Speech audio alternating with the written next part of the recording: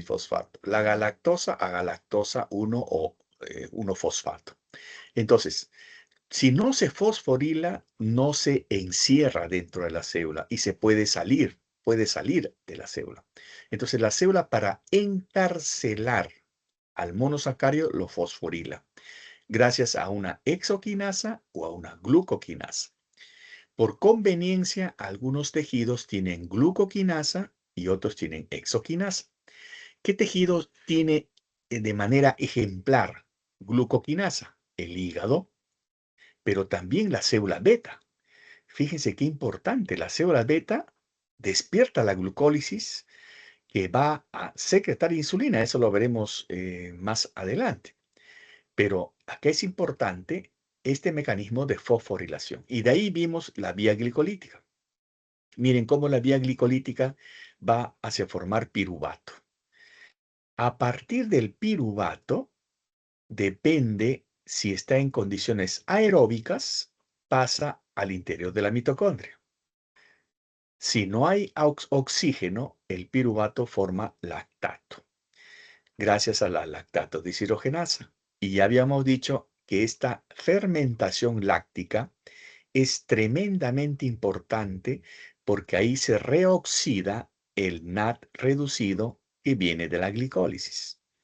Porque si hay oxígeno, el NAD reducido de la glicólisis tiene que entrar a la matriz mitocondrial, especialmente al ciclo de Krebs, donde hay, perdón, a la cadena respiratoria, donde se reoxida. Entonces, el orden es este: glucólisis, piruvato. Piruvato en presencia de oxígeno va hacia el interior de la matriz mitocondrial y gracias a las enzimas que existen en ese medio, el piruvato forma acetilcoenzima A. Entonces, ahí estamos.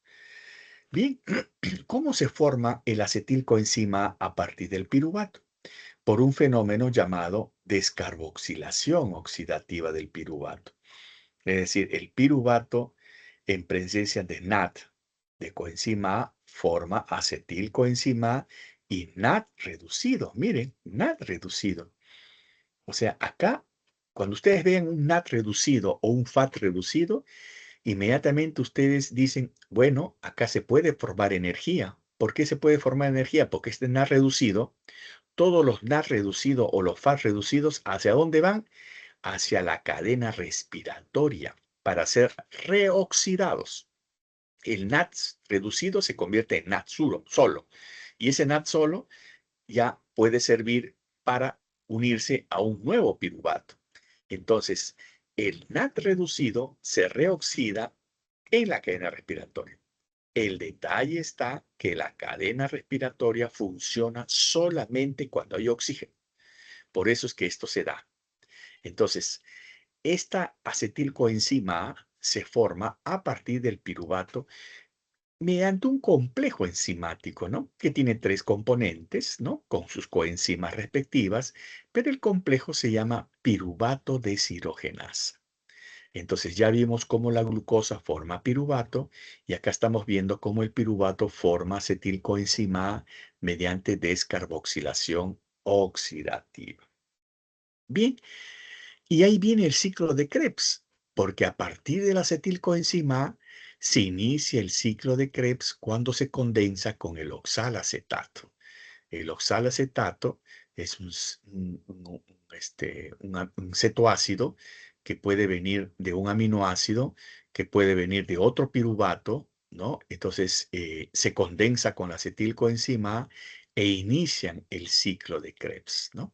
Entonces ustedes imaginarán que cada glucosa forma piruvatos y el piruvato forma acetilcoenzima A y la acetilcoenzima A busca su oxalacetato y forma sus ciclos de Krebs. Entonces ustedes imaginan las células con puros ciclos de Krebs, ¿no?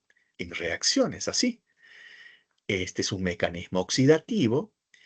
Fíjense que el ciclo de Krebs o ciclo del ácido cítrico forma energía de manera indirecta a través de la formación de NAD reducidos, de 3 NAD reducidos, de un FAT reducido, y solamente tiene una sola reacción donde directamente se produce ATP.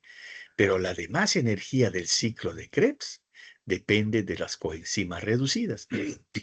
Por lo tanto, estas coenzimas, ¿dónde van a dar origen al ATP? Cuando migran a la cadena respiratoria. ¿Eso qué quiere decir? Que los NAT y FAT proveen de electrones a la cadena respiratoria liberando ATP. Es decir, el ciclo de Krebs funciona siempre y cuando funcione la cadena respiratoria. Y la cadena respiratoria funciona siempre y cuando haya oxígeno. Por eso que nuestro metabolismo es esencialmente aeróbico. Aeróbico. Y si nosotros sumamos la cantidad de ATPs desde la glucosa hasta el final, pasando por el ciclo de Krebs, se forman 36 o 38 ATPs que representan el 40% de la energía liberada. Esto es muy importante y también recordar que los intermediarios del ciclo de Krebs sirven para dar lugar a otras reacciones. Por ejemplo, el citrato es fuente de carbono en la lipogénesis.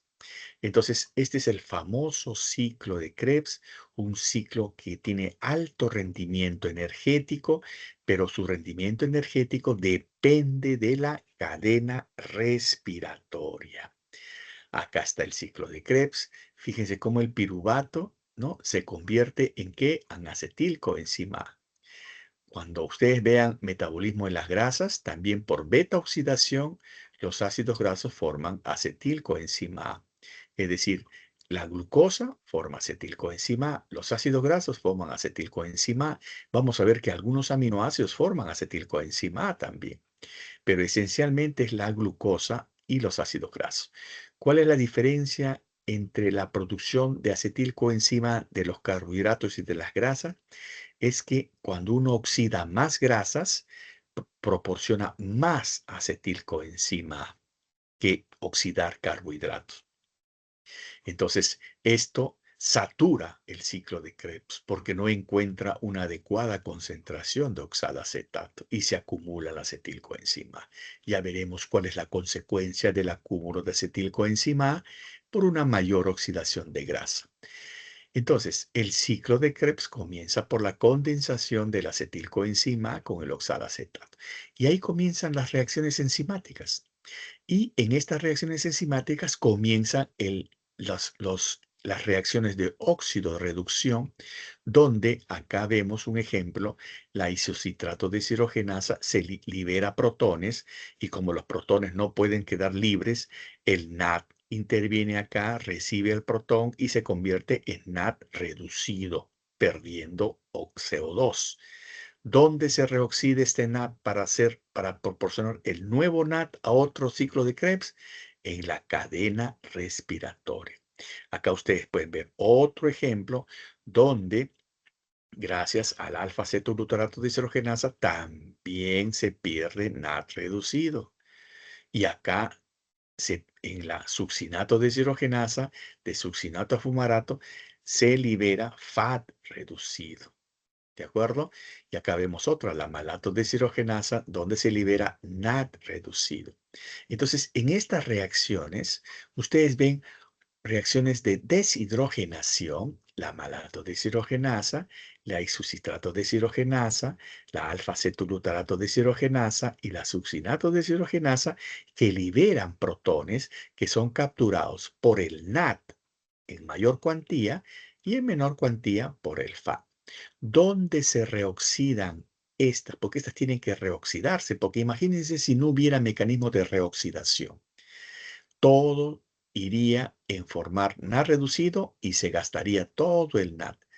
Entonces, el siguiente piruvato que viene ya no podría hacer esta reacción de ciclo de Krebs porque no habría NAD. Al no haber NAD, se detiene el ciclo de Krebs. Entonces, esta reoxidación del NAD reducido y del FAT reducido en la cadena respiratoria permite proveer de NAD oxidado al ciclo de Krebs para nuevamente funcionar cuando viene otra molécula de piruvato y se condensa con el oxalacetato y nuevamente inicia el ciclo de Krebs. Hay una sola reacción, ¿no? Que es la de reacción que va de la succinilcoenzima al succinato por la succinato-tioquinasa, es que se libera ATP a través del GTP. Recuerden que toda palabra quinasa significa transporte de fósforo. ¿De acuerdo? Glucoquinasa, hexoquinasa, tioquinasa, fosfofructoquinasa, galactoquinasa, fructoquinasa, etc. Todo lo que es quinasa indica reacción con el fósforo. Esa es una regla mnemotécnica. ¿De acuerdo? Entonces, este es el famoso ciclo de Krebs, ¿no? Un ciclo de Krebs en donde volvemos a señalar que se inicia a partir del acetilcoenzima y el oxalacetato. Es un mecanismo oxidativo que permite la formación de 3 NAD reducido, un FAD reducido y un solo ATP. Los NAD reducidos y los FAD reducidos proveen electrones a la cadena respiratoria y por eso se reoxidan. Y por cada mol de glucosa se forman entre 36 o 38 ATPs que representan el 40% de la energía liberada. Importante entonces el papel de la cadena respiratoria. Recuerden, este ciclo de Krebs pasa los NAD reducidos a la cadena respiratoria, a la membrana mitocondrial interna, entonces a la matriz prácticamente. Si pasa a través del NAD, el NAD produce 3 ATPs. Pero si la cadena se inicia a través del FAT, se produce 2 ATPs. ¿De acuerdo? Entonces, por cada NAD reducido, 3 ATPs. Por cada FAT reducido, 2 ATPs. Y la cadena respiratoria solamente funciona en presencia de oxígeno. Si no hay oxígeno, no hay este efecto redox, no hay este efecto de transporte de electrones, no hay esta recepción de protones y por lo tanto no funciona la cadena respiratoria. Recuerden que en esta cadena respiratoria, este mecanismo de fosforilación oxidativa es el que permite la formación de ATP. La energía que pasa a través de los citocromos se acumula con ATP y una parte se libera como calor. Y ahí viene la importancia de las proteínas desacoplantes. Miren, acá ustedes pueden tener una imagen más clara de qué es lo que sucede cuando la glucosa, a través de la insulina, porque la insulina favorece el ingreso de la glucosa al medio intracelular, especialmente en el tejido adiposo y tejido muscular, y esta glucosa entra al citosol que tiene las enzimas de la vía glicolítica. Por eso es que la glucosa va a formar, ¿qué cosa? Se va a activar en primer lugar a glucosa 6-fosfato, de ahí a fructosa 6-fosfato, recuerden la fase de activación para formar la fructosa 1,6-difosfato, de ahí ya se divide en dos, ¿no es cierto? A partir de ahí ya son dos productos y por eso se forman dos piruvatos, ¿no? Y el piruvato, si hay oxígeno, este piruvato, previo a la formación de ATP, ingresa a la mitocondria y este piruvato forma acetilcoenzima A, pero también se puede carboxilar y formar oxalacetato e iniciar el ciclo de Krebs. ¿Ok?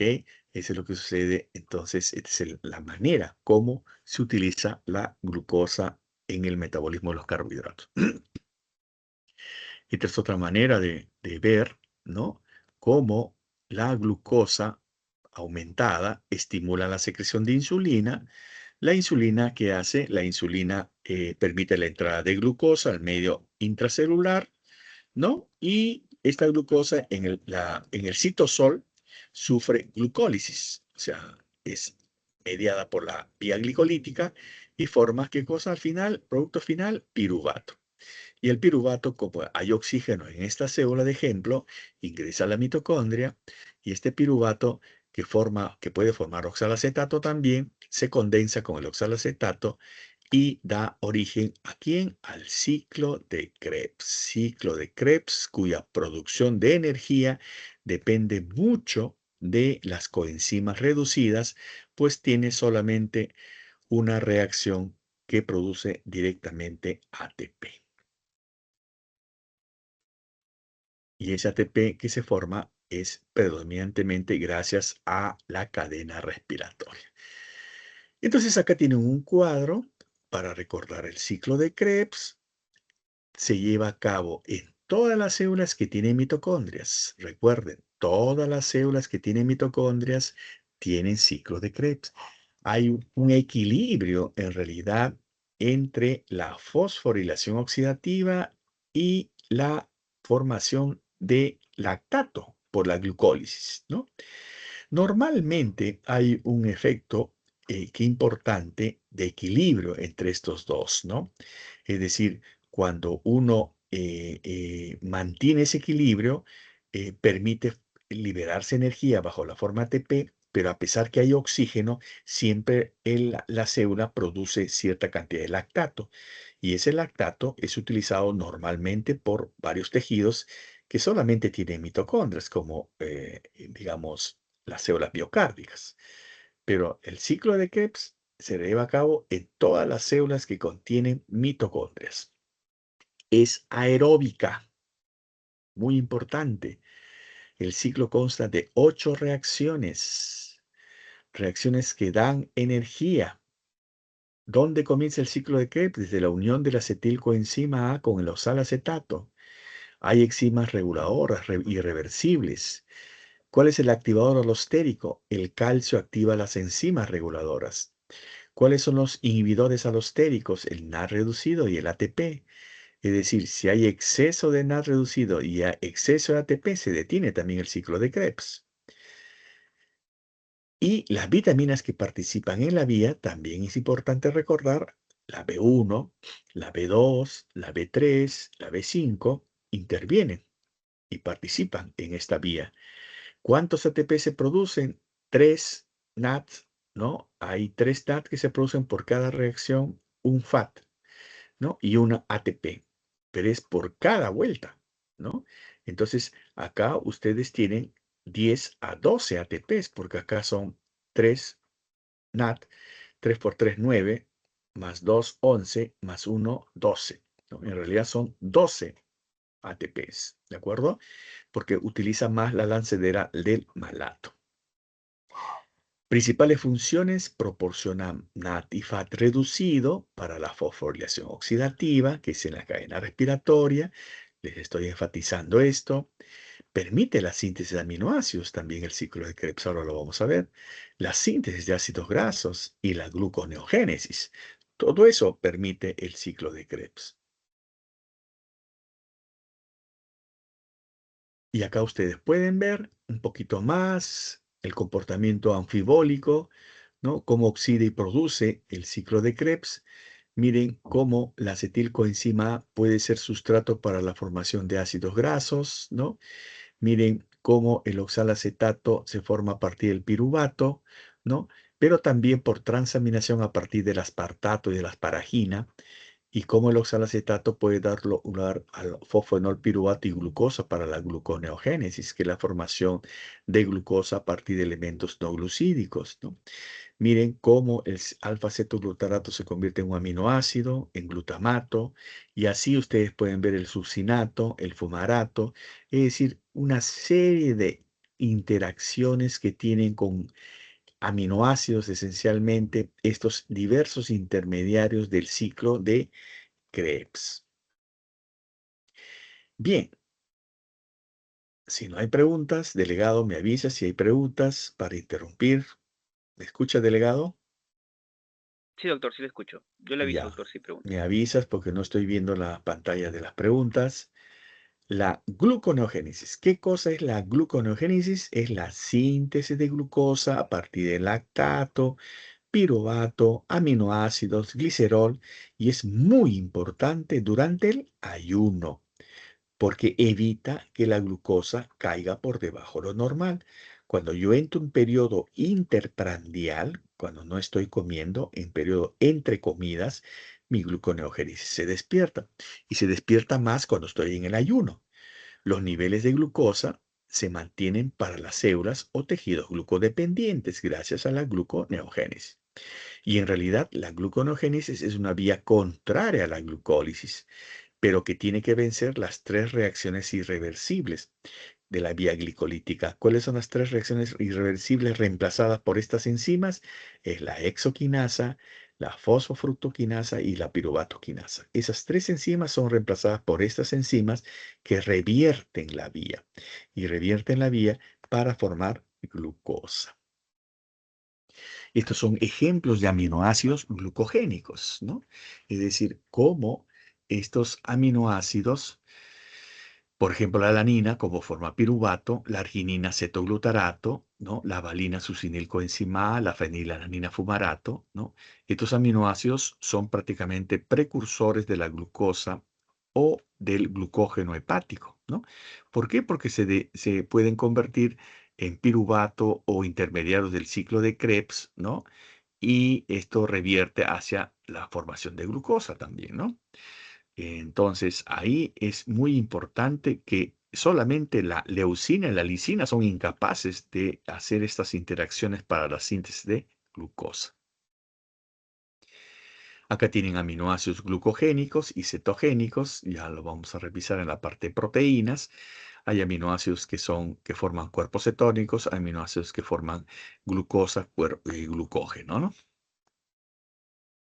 Bien, como parte de los mecanismos de regulación y de control de la glucosa, están los famosos ciclos de Cori y ciclos de la alanina. Hay dos ciclos donde interviene la gluconeogénesis, ciclo de Cori y ciclo de la alanina. En el ciclo de Cori interviene el músculo, la glucólisis termina en lactato y en el hígado la gluconeogénesis, ¿no? Es decir, el músculo comienza a activarse y trabajan con gran intensidad que gasta todo el oxígeno y comienza a producir gran cantidad de lactato que sale a la sangre.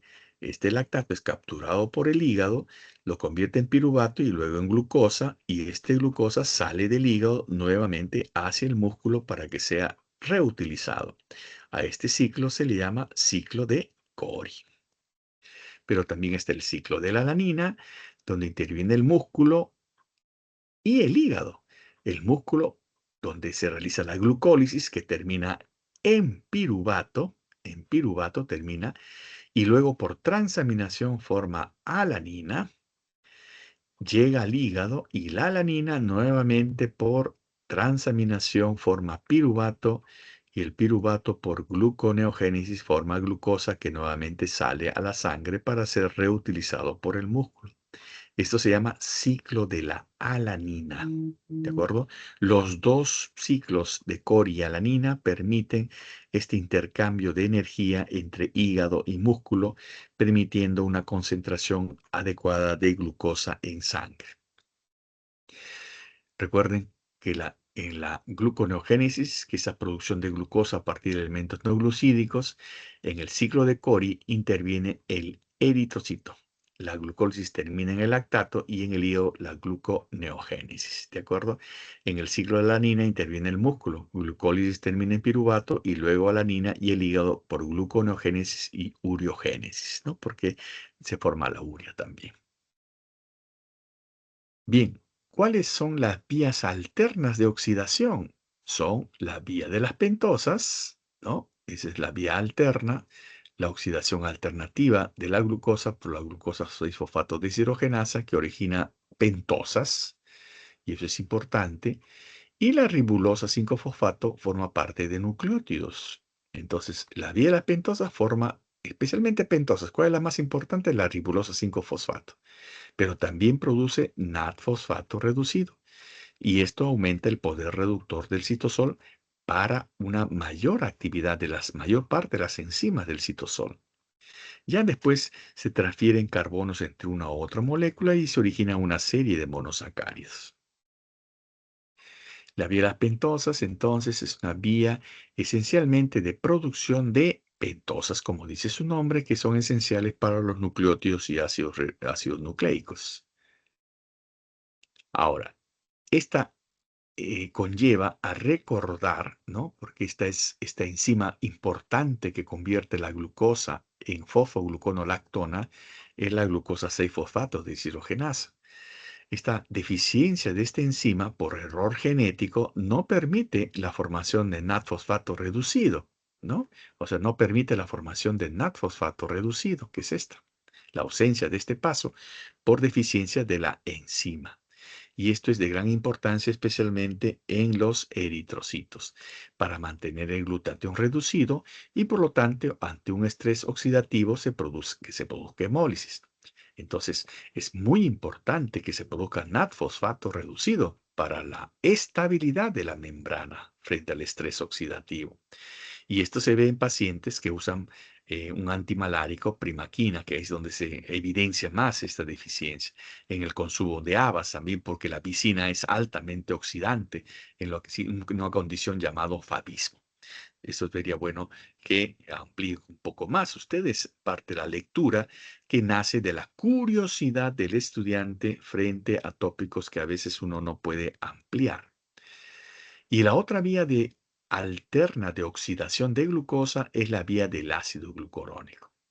El ácido glucurónico se genera por oxidación del uridín difosfato glucosa, catalizada por la uridín fosfato glucosa deshidrogenasa. El ácido glucurónico interviene en procesos de conjugación de bilirrubina y diferentes fármacos barbitúricos para facilitar su eliminación. Pero esta vía forma esencialmente ácido glucurónico. ¿Cuál es la función del ácido glucurónico? Activar o influenciar sobre los mecanismos de conjugación hepática, es decir, la bilirrubina se conjuga con el ácido glucurónico y se elimina. Medicamentos se conjugan con el ácido glucurónico y se eliminan por vías biliares. Hormonas se unen al ácido glucurónico y se elimina por vías biliares. Es un mecanismo de excreción de sustancias. Hay que recordar también que esta vía del ácido glucurónico es más amplia, que termina incluso en la formación de ácido ascórbico, de vitamina C, imaginen. Pero ¿qué pasa en el ser humano y en los primates? No existe la gluconato oxidasa. La uronolactona oxidasa no existe. O sea, no existe formación de ácido ascórbico. Esto existe en todas las especies de la escala zoológica, menos en humanos y en primates. No existe este en sí. Por eso es que nosotros no somos capaces de sintetizar el ácido ascórbico. Y por eso esta es considerada una vitamina esencial en la alimentación. Bien, hablemos sobre cómo se almacena la glucosa. La glucosa se almacena bajo la forma de glucógeno. Y el hígado es de aproximadamente 65 gramos por kilogramo de tejido se acumula. El músculo esquelético es 14 gramos por kilogramo. De tal manera que en una persona de 70 kilogramos, 392 gramos corresponde a músculo y 104 al hígado. O sea, mayor cantidad a nivel muscular. El glucógeno hepático es de mayor importancia como fuente de glucosa en el ayuno porque se moviliza con facilidad, pero las fibras musculares tienen mayor cantidad, pero no son capaces de repartirlas. En las fibras musculares rojas las consumen hasta convertirlas en piruvato, CO2 y agua. Entonces, eso es, y en las fibras musculares blancas se produce hasta lactato. Entonces, no la reparte, en cambio el hígado sí reparte glucosa. Por eso que a nivel de la regulación es importante el glucógeno hepático. ¿Qué es la glucogenólisis? La degradación del glucógeno en glucosa. Para ello tiene que tener enzimas que rompan y hidrolicen los enlaces 1,4 y los enlaces 1,6. Entonces, por eso es que es necesario la presencia de la glucógeno fosforilasa, que degrada los enlaces 1,4, y la enzima derramificante que degrada los enlaces 1,6. Y para eso sucede la glucogenólisis. Se va degradando y se forma glucosa al final. Entonces, papel crucial estas enzimas, ¿no? Especialmente están en el hígado, pero también pueden estar en el músculo. Entonces, la glucogenólisis se inicia por la glucógeno-fosforilasa, forma una glucosa 1-fosfato y por una mutación forma glucosa 6-fosfato. Y listo. Esta glucosa 6-fosfato ya puede ir a una glucólisis, ¿no? O puede liberarse también como glucosa, si esto es el hígado. La glucogenólisis entonces significa tener las enzimas que son capaces de degradar los dos enlaces más importantes de los polisacáridos, o sea, del glucógeno o del almidón, enlaces 1,4 o enlaces 1,6, que en el caso de la desramificante cobra importancia su presencia para degradar los enlaces 1,6, mientras que la fosforilasa degrada los enlaces 1,4. Bien, así como la glucogenólisis tiene enzimas claves para degradar el glucógeno, también el cuerpo, especialmente el hígado, tiene y el músculo tienen enzimas para formar el glucógeno. La síntesis de glucógeno requiere la glucógeno sintasa o sintetasa, que es la que forma enlaces 1,4, pero también tiene enzimas ramificantes que forman los enlaces 1,6. O sea, tiene que haber las enzimas que forman los enlaces, ya no que degradan, sino que forman la glucógeno sintetasa y la enzima ramificante. Además, hay un cebador de estas reacciones, que es la glucogenina, proteína con actividad anti-autoglucosilante. Mayor cantidad de glucosa, mayor activación de las enzimas. Esta es la manera como se forma glucógeno a través de un complejo, glucogenina, glucógeno, y cómo es la participación de la glucógeno sintetasa y de la enzima ramificante.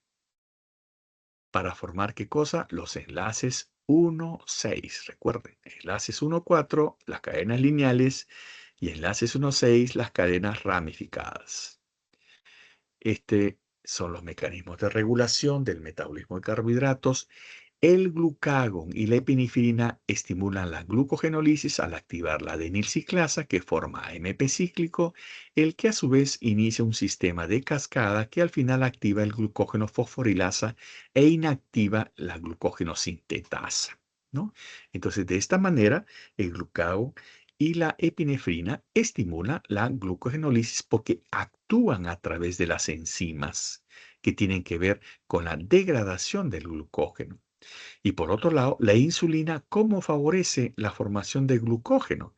Estimula la actividad de la glucógeno sintetasa en la etapa postprandial, ¿no? Y por eso que es una enzima que estimula anabólicamente la formación de glucógeno. Ya vamos a ver que también estimula la formación de grasas y la formación de proteínas. Acá tiene un ejemplo bien claro cómo nosotros tenemos que recordar las activaciones de las muchas enzimas que existen en nuestro cuerpo, como la presencia de AMP cíclico activa la proteína quinasa y esta activa a la fosforilasa quinasa, que inactiva a la glucógeno sintetasa y que activa a la fosforilasa. ¿De acuerdo? ¿Para qué activa la fosforilasa? Para degradar el glucógeno. ¿Ok? Degradar el glucógeno e inhibir la síntesis. Este es un esquema muy importante que les pido que lo revisen al terminar la clase y repitan cada paso para que sea fácil retener. Como consecuencia del mal almacenamiento, la mala degradación del glucógeno, se dan algunas enfermedades que son muy raras. La enfermedad de Bonnier, la enfermedad de Pompe, la enfermedad de Cori, la enfermedad de McArdle, son las glucogenosis o llamadas enfermedades por almacenamiento de glucógeno. La de Bonnier por falta de glucosa 6-fosfatasa del hígado, mucosa intestinal y riñón, y se presenta hipoglicemia en el ayuno y acidosis láctica. La enfermedad de Pompe por ausencia de la 1,4-glucosidasa lisosomal, hay cardiomegalia y muerte por falla cardíaca. La enfermedad de Cori, falta de enzima ramificante, hepatomegalia.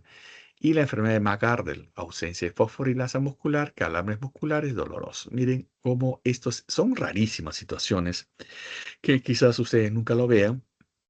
Yo solamente he visto una vez la enfermedad de Bonnier, ¿no? Pompe he visto 2 veces en mi vida, ¿no? No he visto enfermedad de Cori ni de McArdle.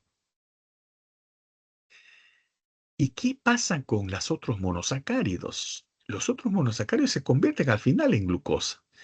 Tienen mucha importancia. Miren, la lactosa constituye una fuente de importancia de galactosa. Y la glucosa, la UDP de glucosa es un intermediario de reciclado en la conversión de galactosa en glucosa. La ausencia de galactosa 1-uridiltransferasa causa galactosemia, que es una enfermedad conocida también por ustedes seguramente, ¿no? Entonces, la galactosa tiene sus reacciones que terminan en glucosa, ¿no? Y la galactosa 1-fosfato uridiltransferasa es la más importante. Su deficiencia acumula galactosa y ocasiona galactosemia. Esta es la figura que aparece en el Harper también, para que lo revisen. Y finalmente la fructosa. Yo ya les había comentado lo irreverente desde el punto de vista metabólico que es la fructosa. En hígado la fructosa se fosforila y se desdobla en dihidroxiacetona fosfato y gliceraldehído. El gliceraldehído es transformado en dihidroxiacetona fosfato. A partir de estas triosas se origina glucosa. La oxidación de dihidroxiacetona fosfato origina lactato por fructólisis. Y la fructosa es la principal fuente de energía de los espermatozoides. La fructosa, entonces, es fácilmente convertida en el esqueleto del glicerol, a partir del cual puede formarse triglicéridos. Esto es muy importante. Y si la fructosa se absorbe de acuerdo a la concentración que hay en la dieta, más triglicéridos formaremos. Y es una causa importante de elevación de triglicéridos en sangre. Bien, y acá hemos prácticamente al final cómo estos monosacáridos que resultan de la digestión son utilizados por la célula. Cómo ingresa la glucosa, cómo ingresa la fructosa, cómo ingresan a las vías metabólicas, ¿no? Y cómo son utilizadas. La galactosa y la fructosa generalmente se convierten en glucosa 6-fosfato. Es cierto que hay una interacción, pero estos monosacáridos son utilizados por las células de acuerdo también a la programación genética que tenga cada una. El tejido adiposo requiere energía, hace glucólisis, pero utiliza parte de la glucólisis para formar glicerol.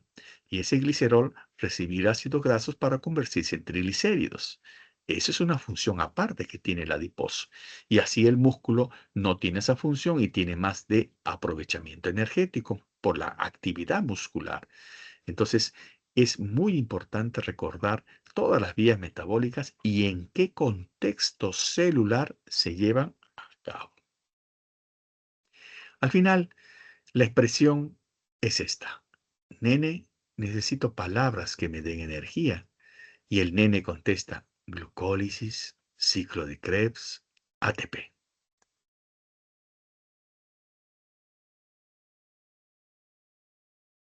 ¿Preguntas?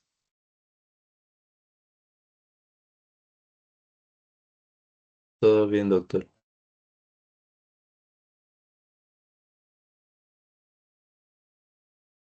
No hay preguntas entonces. Ya, entonces eso sería todo por hoy.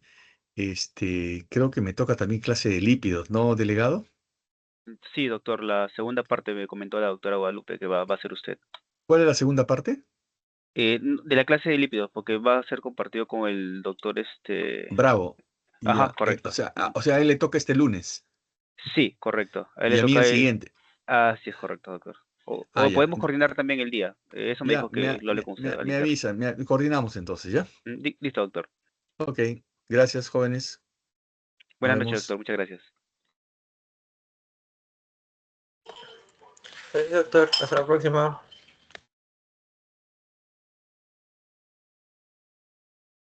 Buenas noches, doctor.